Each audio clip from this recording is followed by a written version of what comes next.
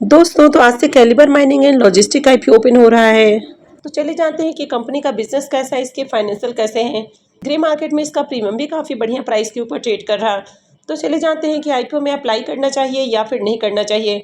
वैसे वीडियो शुरू करने से पहले मैं बता दूँ, ये वीडियो सिर्फ और सिर्फ एजुकेशन और इन्फॉर्मेशन के पॉइंट ऑफ व्यू से बनाई जा रही है। तो इन्वेस्टमेंट से पहले अपनी खुद की एनालिसिस करें और फाइनेंशियल एडवाइजर से कंसल्ट करना बिल्कुल न भूलें। सबसे पहले आईपीओ के डिटेल्स की बात की जाए। आईपीओ आज से ही ओपन हो रहा है और ये 21 जुलाई को क्लोज होगा। लिस्टिंग डेट इसकी 24 जुलाई है। फेस वैल्यू 10 रुपये पर शेयर है। बुकिंग प्राइस 424 है और आईपीओ में 35 शेयर्स का लॉट रखा गया है। आईपीओ 450 करोड़ का है, जिसमें 400 करोड़ का फ्रेश इशू और 50 करोड़ का ऑफर फॉर सेल है। ये मेन बोर्ड आईपीओ है। कंपनी बीएससी और एनएससी के ऊपर लिस्ट होने वाली है।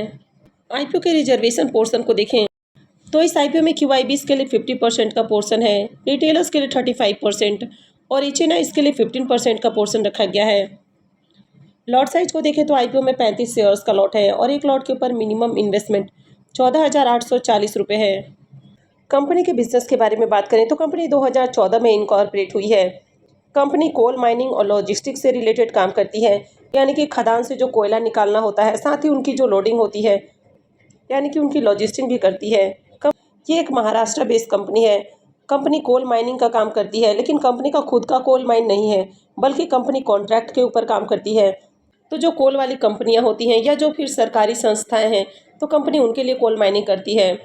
तो कंपनी कोयले को निकाल ले, यानी कि कॉन्ट्रैक्ट के बेसिस पर कंपनी कोल की माइनिंग करती है, साथ ही उनका लॉजिस्टिक भी करती है। तो कंपनी यहाँ पर कोल माइनिंग और लॉजिस्टिक्स से related end to end services देती है, यानी कि कोयले को निकालने से लेकर उनकी लोडिंग अनलोडिंग, साथ ही रोड ट्रांसपोर्टेशन हो या फिर रेल ट्रांसपोर्टेशन हो, तो इनसे रिलेटेड जो सारा का सारा काम है वो कंपनी करती है। तो कंपनी के अगर बिजनेस ऑपरेशंस को देखें तो कंपनी कोल माइनिंग सर्विसेज देती है।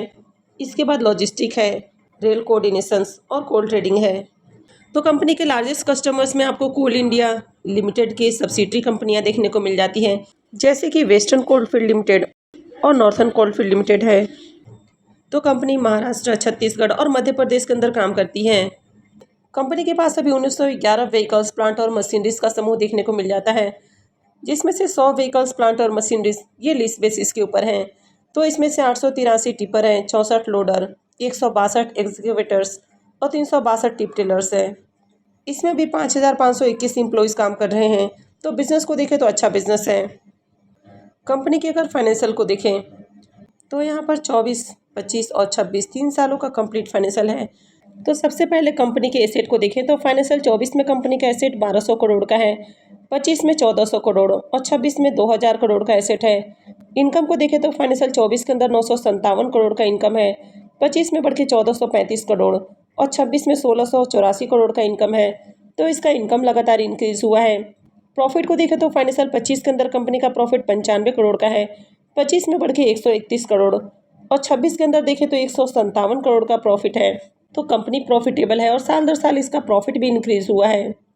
इसके इबिट्टा को भी देखें तो इसका इबिट्टा भी कंटिन्यू इंक्रीज हुआ है और इसके नेटवर्थ को भी देखें तो साल दर साल कंपनी का नेटवर्थ भी इंक्रीज हुआ है।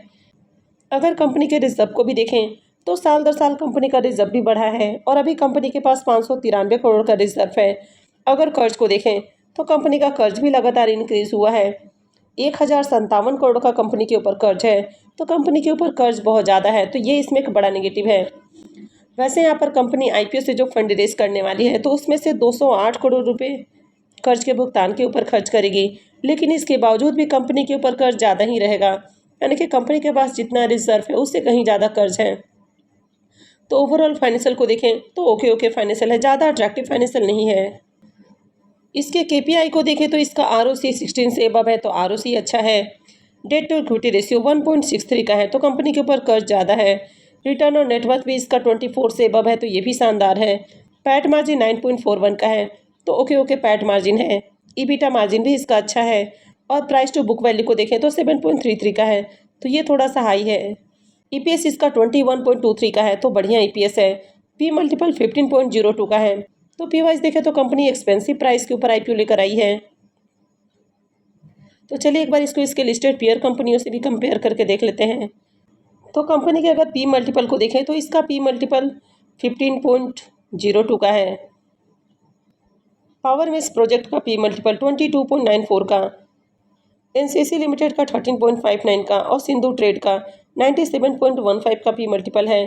दिलीप बिल्डकॉन का 4.95 का पी मल्टीपल है। तो यहाँ पर अगर इसके लिस्टेड पीयर कंपनियों से इसको कंपेयर करें तो कंपनी सस्ते प्राइस के ऊपर आईपीओ लेकर नहीं आई है।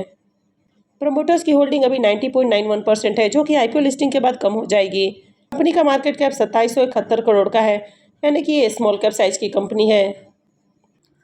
आईपीओ के ऑब्जेक्टिव की बात करें तो कंपनी 208 करोड़ रुपए कर्ज के भुगतान के ऊपर खर्च करेगी और 167 करोड़ रुपए कंपनी मशीनरी खरीदने के लिए खर्च करेगी। बाकी का पैसा जनरल कॉर्पोरेट पर्पस के लिए यूज किया जाएगा। आईपीओ के शेड्यूल को देखें तो आईपीओ 17 जुलाई से यानी कि आज से ही ओपन हो रहा है और ये 21 जुलाई को क्लोज होगा। अलॉटमेंट डेट इसका 22 जुलाई है, रिफंड डेट 23 जुलाई, क्रेडिट डेट भी 23 जुलाई है और आईपीओ की लिस्टिंग 24 जुलाई को होने वाली है। अब अगर इसके प्रीमियम को भी देखें तो इसके प्रीमियम के अंदर भी कंटिन्यू उछाल देखने को मिला है। तो कल इसका प्रीमियम जहां 100 रुपये के ऊपर ट्रेड कर रहा था, अभी 105 रुपये के ऊपर देखने को मिल रहा। आईपीओ में 35 शेयर्स का लॉट है, तो एक लॉट से 3675 रुपये करीब प्रॉफिट की उम्मीद है। इसके प्रीमियम को देखें तो इसका प्रीमियम 25% के राउंड ट्रेड कर रहा, तो इसका भी डिसेंट प्रीमियम है। अब कंपनी का अगर बिजनेस को देखें तो बिजनेस अच्छा, फाइनेंशियल भी ठीक ठाक है। ग्रे मार्केट में इसकी काफ़ी बढ़िया डिमांड है। अब इससे पहले जो कोल इंडिया का आईपीओ आया था उसकी भी शानदार लिस्टिंग देखने को मिली थी। आईपीओ की लिस्टिंग 75% से भी ज़्यादा प्रीमियम के साथ हुई थी। तो यहाँ पर भी जिस तरह से ग्रे मार्केट में कंटिन्यू इसमें डिमांड बनी हुई है, तो उम्मीद है कि आईपीओ की डिसेंट लिस्टिंग हो सकती है, यानी कि यहाँ पर भी बढ़िया डिमांड के चांसेस है। वैसे ये रिकमेंडेशन बिल्कुल भी नहीं है, अप्लाई करना है नहीं करना है ये पूरी तरह से आपका अपना डिसीजन होना चाहिए। कहीं भी इन्वेस्टमेंट से पहले अपनी खुद की एनालिसिस करें, अपने फाइनेंशियल एडवाइजर से कंसल्ट करें और उसके बाद ही कोई भी डिसीजन लें। आई होप आपको वीडियो अच्छी लगी होगी। तो अगर आपने वीडियो को अब तक लाइक नहीं किया है तो वीडियो को लाइक कर दें और वीडियो को अंत तक देखने के लिए आप सबको बहुत बहुत धन्यवाद।